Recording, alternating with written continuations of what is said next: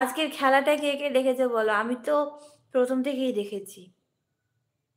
আমি বাংলাদেশের ব্যাটও দেখেছি আর বাংলাদেশের কিন্তু ওরাও কিন্তু খুব ভালো খেলেছে। এটা কিন্তু মানতে হবে। বলে তোমাকে অনেক সুন্দর লাগছে। Thank you, thank you. লাকে হয় না জিতের জন্য। হ্যাঁ, লাকে কিছুটা ফ্যাক্টর করে নাকি বলুন? নাহলে আমাদের মানে সে কোন ম্যাচটা বেশ বিশ্বকাপ, হ্যাঁ। আম, কোয়ার্টার ফাইনাল না কি ফাইনাল থেকে ফাইনালের আগে যে ম্যাচটা হয় সেখান থেকে ইন্ডিয়া হেরে চলে এলো। তাহলে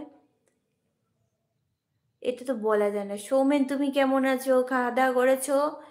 আজকে শুভমান গিল।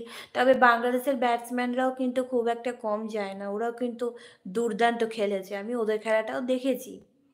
ওরা ৩৫ রান থেকে ২১৯ রান তো ওরা পরিশ্রম করেছে, দারুণ খেলেছে ওরা। ওদের খেলাটাকেও কিন্তু একেবারে তুচ্ছ-তাচ্ছিল্য করা যাচ্ছে না, ওরা কিন্তু ভালো খেলেছে।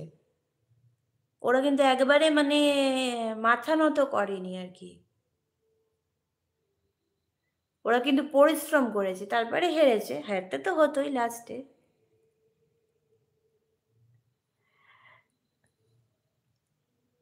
আচ্ছা, নেক্সট ম্যাচের জন্য তাহলে সবাই রেডি তো?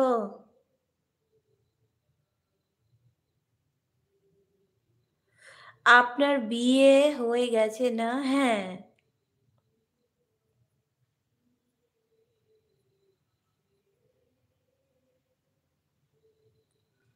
হ্যাঁ, খেলার মাঠে জন্য হেরে গেছিল। নিউজিল্যান্ডের কাছে সে বছর হারলো না?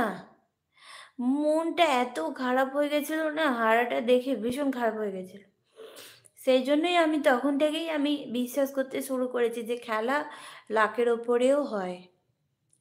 আর এটা ঠিক কথা যে খেলা মানে খেলা হার জিত আছে, এটা মানতে হবে। ইস, কেন ইস কেন?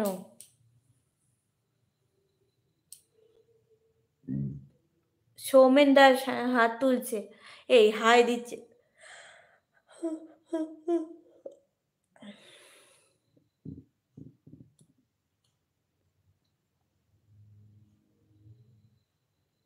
হ্যাঁ, তা তার জন্য নরেন্দ্র মোদী স্টেডিয়ামের সঙ্গে হারার কি সম্পর্ক ছিল? মানে মাঠের পিচটা ভালো ছিল না, নাকি নামটা ফ্যাক্টর, কোনটা? সৌমেন বলো, খাওয়া দাওয়া হয়েছে?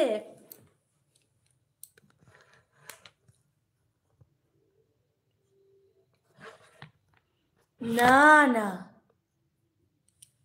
অত কম নয় আমার বয়স। আমার বয়স এখন, দেখো, অ্যাকচুয়ালি মানুষের বয়স কখন হয়, এই কোন বয়স থেকে হয়, ওখানে পিচটাতে জল দেওয়া হয়নি। ও, এত বড় বেইমানি কে করলো গো? তাহলে দেখো, ইন্ডিয়াতে থেকে ইন্ডিয়ার সঙ্গে বেইমানি।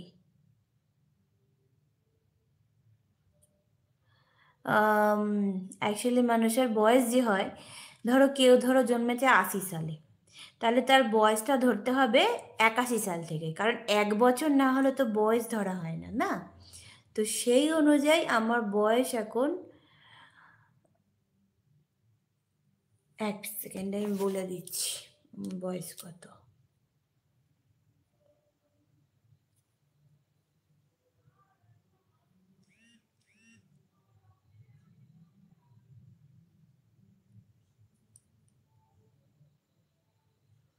এটা যদি হয় এটা তো খুবই খারাপ।